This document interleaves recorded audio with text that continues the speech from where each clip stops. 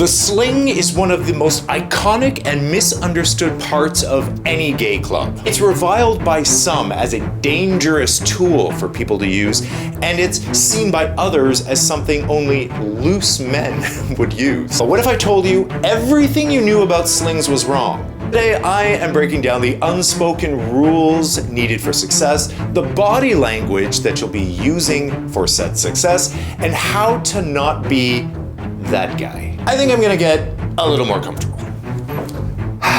That's better. Now let's go. As an OnlyFans and Just for Fans content creator, I'm used to filming in spaces like this. It's important to get videos like this out there for information to get into people's hands, but if you're more of a visual learner, head on over to my fan pages. Those are linked through my website, found in the description below. So you've probably seen slings around. This is a perfect example of a sling. This is the sling that we have at Anvil, my sex club here in Toronto. Maybe you're well versed in sling culture, maybe you're not. If you've just walked by one of these things, you may not have given it a lot of thought. So, what is a sling meant for? A sling is meant for easy access. It's meant for visibility.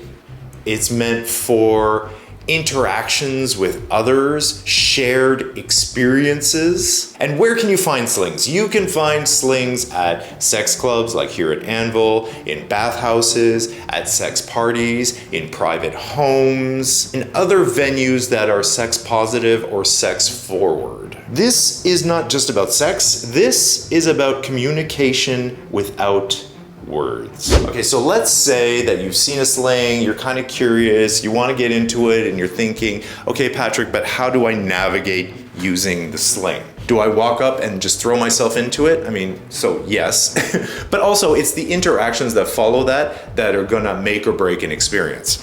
So, I mean, get yourself comfortable in the sling.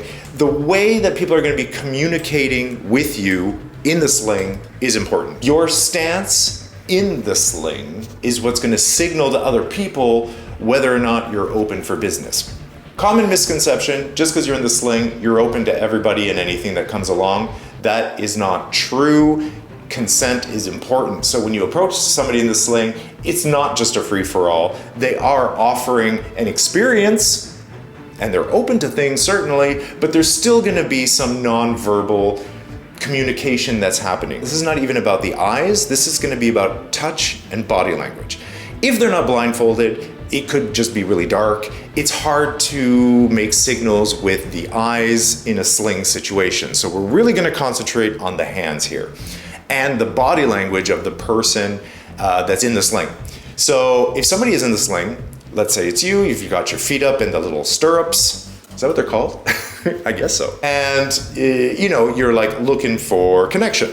So somebody walks in. Now, if your body language is open, you're receptive, then, this person is gonna read that body language and they're gonna come towards you and then lay hands on you. It's up to you then, as the person in the sling, to whether to accept that advance, or if you're not into it, to sort of close off your body language, whether that's, closing your legs, shutting yourself off, looking away, or even pushing away gently with your hand. The person that's approaching you, that's looking to play, will take that as a rejection. But as we've always spoken about on this channel, do not take things personally in these spaces. You have zero idea what's going on in the mind of that person. Maybe you're not their type, which is fine. That has nothing to do with you. They have a type. So what?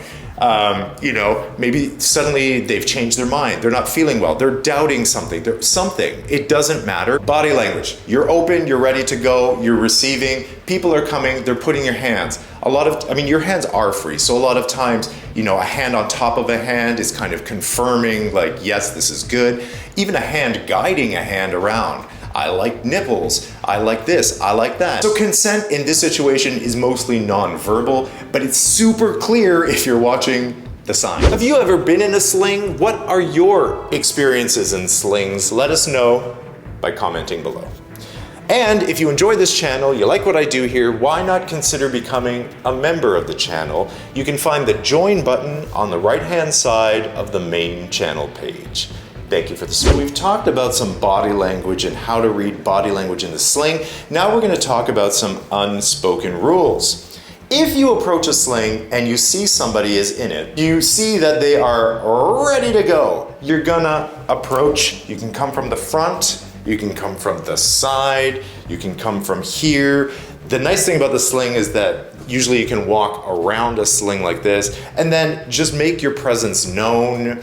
Look for a smile, look for a touch, look for, the legs are open, just all of the signals that are the body language signals that are telling you that yes, this person is ready to go. Another thing that's super important is because a sling is a 360 thing, sometimes space is limited. So you're gonna wanna not block other people. You don't wanna be, if you're in the sling, you don't wanna be a sling hog either. So like read the room. If you've been in there in a while and you've either had no success or tons of success, either way, you're gonna wanna give other people a chance because there's usually only one sling in an establishment. We are actually getting a second one, so we're gonna have 2 slings. But there's that, or if you're one of the guys that's walking around, you don't wanna be blocking other people, you don't wanna be hogging this space. Don't just stay in one space for too long. Enjoy where you are and the interactions and then kind of move on. This next unspoken rule goes without saying, but whenever you're in a space like this, in a club like Anvil where you are wearing your clothes, you do have pockets, sometimes you do have your phone, which is fine, we allow phones in the club, but there are no phones in certain areas, certainly. You're not gonna be in this area and suddenly pull out your phone. You're not gonna pull out your phone, there are privacy issues, it kills the vibe, just the screen lighting up. I mean, this goes without saying, but it has to be said. And finally, you need to respect the staff and the house rules. Each establishment might have rules that are a little bit tweaked. Mostly it's gonna be about respect. Just keep in mind, if it's not something that you would do in a normal social setting, then don't do it in the sling. Whenever you're visiting a place like Anvil or a bathhouse, it's very important the prep and the hygiene that goes into the interactions, because you don't want to be putting people off. In a sling specific situation, it depends on your role, obviously. If you're versatile, then you're gonna have to take care of all the businesses. But if you're in the sling, you're obviously gonna wanna make sure that you are clean down there and ready to go, meaning you have either taken care of yourself leading up to your sling encounter. If you didn't see my video on never douching again and how that's possible, you can find that right here. If you follow the advice that's in this video, then that's good. If you don't or you want to top it up and make sure, then just do a little douche. Make sure that that area is clean and ready to go. I mean, that's just regular prep that you would think about. But there are other things that maybe you don't think about in the moment, or you suddenly find yourself in the situation where there's a sling in front of you and you want to action. But if you think ahead a little bit, you'll be able to take care of and prepare yourself for that encounter. For example, what do you need? If you approach the sling, if you need a condom, then have one on you. Or know if the establishment that you're at offers them. Here at Anvil, we have free condoms and lube for all of our guests. Lube, that's the other one. So you're going up, you're gonna wanna use lube. There's a whole thing where people don't use lube. It's just spit and go. They think it's hot, whatever. You're actually wrecking the bottom's butthole by not using lube. It just feels better to use lube for the top and for the bottom. The butt is not a self-lubricating instrument, so lube is definitely preferable. You might want to think about what is your breath doing, because you might not think in a sling that there is going to be kissing, but I know from experience that kissing does happen because you just have that connection with somebody. So what is your breath doing? How are your hands? Are they filthy? How are your genitals? Do they reek? So just little basic hygiene things to keep in mind, apart from bringing the necessary lube and condoms if you need those things. And then of course there's the wipes, because this kind of action can get messy.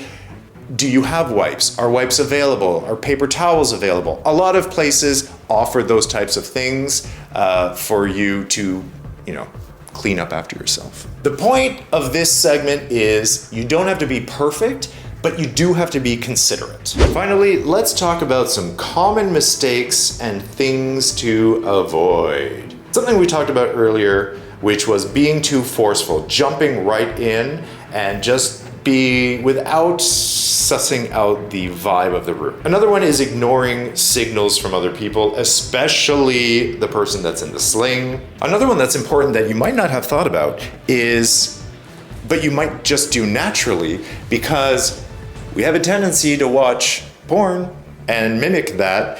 So there's a tendency to feel like, especially in a sling situation, that it can be very exhibitionist. And if you start to treat it like a porn scene and you start to treat it as something for other people's eyes to watch, you lose the connection that you have with this person. And it just becomes not as enjoyable, honestly, for either of you. So if you find yourself in that position and you start to treat it more as a performance than as something that you're enjoying, that's something to keep in mind. Also, if you go in too intoxicated or too mind altered, those are also things that tend to get out of hand. People lose concepts of what's right and what's wrong consent-wise, and also they tend to maybe take up too much space, take too much time. So keep that in mind. So that's all for Slings today. Thank you so much for watching this video. We'll have more in the future. To support my channel and stay connected with me, go to patrickmarano.com and sign up for my newsletter, which is full of discounts on fun stuff. I have problems winking. I never know which. It's got discounts on fun stuff for you to enjoy. Just go, sign up for the newsletter. And I will see you in the next video. Mwah!